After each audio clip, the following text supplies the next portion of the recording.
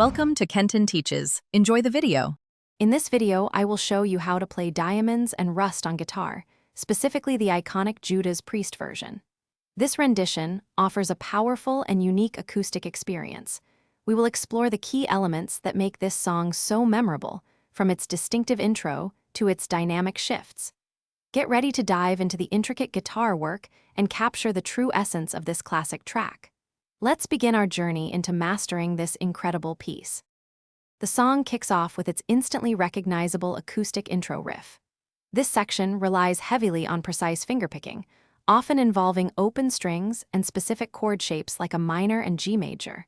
Focus on letting each note resonate fully to achieve that signature melancholic sound. Practice the arpeggios slowly at first, gradually increasing your speed while maintaining accuracy and a consistent rhythm.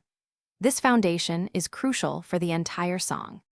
Moving into the verse, the guitar maintains a delicate, flowing acoustic accompaniment, often using open chords and simple strumming patterns. The chorus then brings a noticeable shift in dynamics, typically incorporating more robust strumming to build intensity. Pay close attention to the chord transitions, which are often straightforward but incredibly effective in conveying the song's emotional narrative. Mastering these sections will help you tell the story through your playing. The guitar solo in Diamonds and Rust is a masterclass in melodic expression.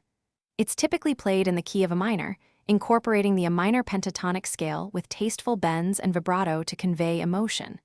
Practice your phrasing and sustain to make each note sing. The outro then brings the song to a gentle close, often repeating a simple, fading acoustic motif. Focus on a smooth, controlled finish to complete your performance. Thanks for watching. Please subscribe if this video was helpful.